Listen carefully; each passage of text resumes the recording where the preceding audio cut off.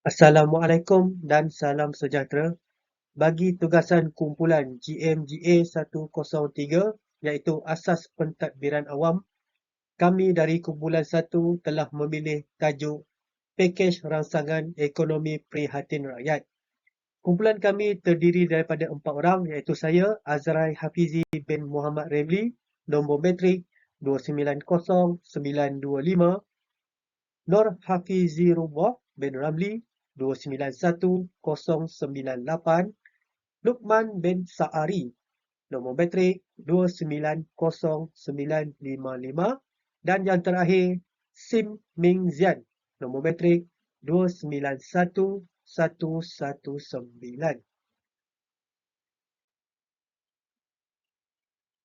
Pada penghujung tahun 2019, negara telah digemparkan dengan penularan sejenis wabak virus iaitu coronavirus atau lebih dikenali sebagai COVID-19. Wabak ini mula dikesan di Wuhan, China dan kemudian penularan wabak tersebut merebak dengan pantas di seluruh dunia. WHO telah mengisytiharkan wabak ini sebagai pandemik pada 11 Mac tahun 2020. Menurut laporannya lagi, kes penularan wabak pandemik COVID-19 telah mencecah pada angka hampir 36 juta individu yang dijangkiti. Mengikut laporan statistik Kementerian Kesihatan Malaysia pula, jumlah peningkatan kes positif adalah sebanyak 15,096 orang, manakala kes melibatkan kematian akibat wabak tersebut adalah sebanyak 155 orang. Akibat daripada penyebaran wabak tersebut yang berlaku dengan pantas, kerajaan telah melaksanakan perintah kawalan pergerakan dan ianya mempunyai beberapa fasa. Akibat daripada langkah-langkah pemulihan yang dikuatkuasakan oleh kerajaan ini, ramai rakyat Malaysia terjejas pendapatan bulanan dan harian mereka. Impak yang paling besar dapat kita lihat adalah di sektor pekerjaan kerana kebanyakan sektor-sektor swasta mula mengurangkan tenaga kerja kerana tidak mahu mengalami kerugian yang dialami oleh syarikat. Kebanyakan syarikat-syarikat kecil tidak dapat beroperasi sepenuhnya kerana kerajaan telah menetapkan syarat bahawa industri tertentu sahaja yang dibenarkan beroperasi pada kadar optimum semasa perintah pergerakan ini dilaksanakan. Malahan pula, pelaksanaan diperketatkan dengan menutup pintu sempadan dan sekatan perjalanan di seluruh negara, menyebabkan industri pelancongan dan perhotelan mengalami kerugian yang amat teruk. Jika dilihat di media sosial, pelbagai pihak menyuarakan rasa tidak puas hati dengan tindakan kerajaan ini kerana sebahagian dari mereka ramai yang terjejas dari segi ekonomi dan perbelanjaan harian. Justru itu, pihak kerajaan telah mengambil beberapa inisiatif bagi membantu mereka yang terjejas teruk dari segi bantuan dan pekerjaan bagi merancangkan kembali ekonomi negara di dalam fasa rancangan ekonomi prihatin rakyat yang dilancarkan oleh Perdana Menteri Tan Sri Muhyiddin Yassin pada waktu itu. Salam sejahtera. Saya Sim Ming Zian, nombor matriks 291119 dari kumpulan 1. Hari ini saya nak membentangkan pakej rangsangan ekonomi prihatin rakyat. Bahagian saya adalah kupasan isu. Isu pertama, Air Lestari. Pihak kerajaan melancarkan program Air Lestari bagi individu menerima kewangan daripada akaun KWSP untuk menghadapi kos perbelanjaan harian. Program ini membawa isu-isu kepada masyarakat kita. Sebagai contoh, golongan masyarakat menerima kewangan pencen akan menjejaskan mereka tidak mencukupi kewangan untuk menghadapi masa depan yang telah pencen. Kedua adalah kategori M40. M40 menghadapi cabaran yang sangat besar semasa PKP. Disebabkan golongan M40 susah menerima manfaat panduan oleh kerajaan. Ketiga adalah iCitra. iCitra merupakan salah satu program yang dilancar oleh pihak kerajaan, iaitu Pengeluaran Kewangan KWSP.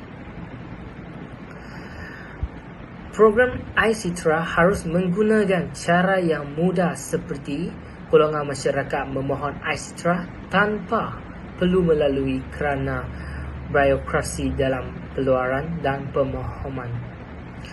Terima kasih. Assalamualaikum dan salam sejahtera. Saya Nur Hafizullah bin Ramli, nombor matriks 291098. Saya akan menerangkan penambahbaikan pakej prihatin. Pertama, kerajaan perlu menambah baik program perlindungan pekerja di mana kerajaan perlu mengambil tindakan untuk memastikan tiada pembuangan pekerja, mengenakan pekerja cuti tanpa gaji atau potongan gaji. Contohnya, kerajaan perlu melaksanakan lebih giat lagi program subsidi upah di mana bantuan kewangan dibayar kepada setiap majikan perusahaan yang terjejas bagi setiap pekerja tempatan mereka akibat COVID-19. Oleh itu, dalam menangani pandemik yang mencabar ini, pekerja tidak diberhentikan kerja sehingga hilang sumber pendapatan utama mereka semasa pelaksanaan PKP, di mana semua premis perniagaan terpaksa ditutup sehingga menyebabkan kerugian yang besar disebabkan bergelut dari segi kewangan sehingga menyebabkan ramai pekerja diberhentikan bagi mengurangkan kos operasi. Jadi, melalui program ini, pengangguran dapat dikurangkan dan pekerja sedia ada tidak akan diberhentikan atau dikurangkan secara drastik. Kedua, peniaga perusahaan kecil dan sederhana PKS perlu digalakkan untuk mendigitalkan perniagaan mereka. Contohnya, PKS perlu menerokai pasaran baharu dan melihat penyelesaian dengan perspektif berbeza untuk terus berdaya saing dalam krisis semasa. Oleh itu, kerajaan perlu mengambil pendekatan moden untuk pemulihan perniagaan dengan mengadakan kursus dan kelas digital untuk mempelajari kemahiran teknologi. Ini berpunca dari pandemik COVID-19 telah menyebabkan ramai orang mengubah tabiat harian mereka dengan digalakkan membeli barangan secara dalam talian berbanding membeli secara fizikal di premis-premis bagi mengelakkan penyebaran wabak. Jadi, sekarang merupakan masa yang terbaik untuk PKS memasuki pasaran e-dagang dengan mendigitalkan sistem perniagaan mereka. Selain itu, bantuan kewangan perlu diberikan secara berterusan. Ini berpunca daripada pelaksanaan PKP menyebabkan orang ramai diarahkan untuk duduk rumah bagi memutuskan rantaian penularan wabak COVID-19. Akibatnya, pekerja kehilangan sumber pendapatan di mana pekerja disuruh cuti tanpa gaji. Malah ada yang diberhentikan kerja akibat syarikat telah mengurangkan kos operasi. Bekerja adalah cara utama rakyat memperolehi sumber pendapatan untuk menyara diri mereka dan keluarga. Namun, pandemik COVID-19 telah mempengaruhi dan memberi kesan serius kepada dunia secara keseluruhan. Contohnya, mereka yang terjejas bergelut dengan kos sara hidup yang tinggi. Bantuan kewangan yang diberikan kerajaan ini dapat membantu mereka yang telah menganggur dan kehilangan pendapatan semasa pandemik COVID-19. Tambahan pula, golongan berpendapatan rendah paling terkesan dengan kos sara hidup yang meningkat seperti nelayan, jurujual, penjajah dan lain-lain. Jelaslah, ini menunjukkan bahawa kerajaan lebih prihatin terhadap kebajikan rakyat agar rakyat tidak terlalu terbeban dengan kesan penularan pandemik ini. Oleh itu, tidak dinafikan kedatangan pandemik COVID-19 telah merebak seperti kilat ke seluruh dunia. Akibatnya, ekonomi negara turut terjejas, termasuklah perniagaan seperti perusahaan kecil dan sederhana, kumpulan berpendapatan rendah dan lain-lain. Oleh itu, kerajaan perlu menambah baik inisiatif bantuan pakej prihatin bagi menjamin kesejahteraan rakyat dan kemakmuran ekonomi negara. Assalamualaikum dan salam sejahtera. Saya Luqman bin Sa'ari, pemegang nombor matrik 290955 dari kumpulan 1. Hari ini saya akan membentangkan tentang kesimpulan pakej rancangan ekonomi rakyat. Seperti yang kita tahu, sejak negara dilanda pandemik COVID-19, semua aktiviti negara banyak mengalami kemerosotan dari segi ekonomi. Ini menyebabkan ramai dalam kalangan rakyat terpaksa mencari jalan untuk menjana pendapatan kehidupan seharian. Hal ini disebabkan oleh kerajaan yang telah melakukan jalan penyelesaian, iaitu melakukan Perintah Kawalan Pergerakan yang menyebabkan semua aktiviti-aktiviti terpaksa dihentikan dalam kalangan masyarakat. Kerajaan terpaksa menyediakan pelbagai insentif untuk membantu rakyat semasa pandemik tersebut. Di antara inisiatif yang telah kerajaan lakukan adalah dengan memberikan pertolongan kepada masyarakat, iaitu melalui pakej rancangan ekonomi prihatin rakyat. Bantuan ini sememangnya telah memberikan sedikit kelegaan kepada masyarakat dalam menjalani kehidupan pada masa kini.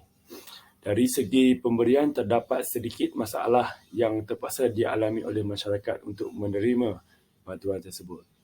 Hal ini kerana bantuan tersebut telah diberikan melalui akaun bank yang menyebabkan masyarakat yang tinggal di kawasan pendalaman terpaksa mengambil inisiatif untuk membuat akaun bank bagi menerima bantuan tersebut.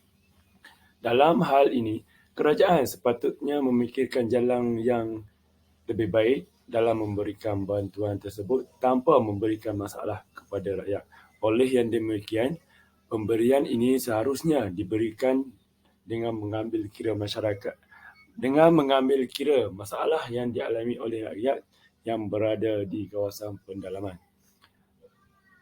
Kerajaan seharusnya peka kepada masalah yang dialami oleh rakyat dan perlu sentiasa mencari jalan yang terbaik untuk membantu rakyat yang berada di dalam kehidupan normal baru, kerana rakyat merupakan keutamaan kerajaan dalam menangani masalah pandemik yang berlarutan di Malaysia. Sekian daripada saya. Sekian, terima kasih.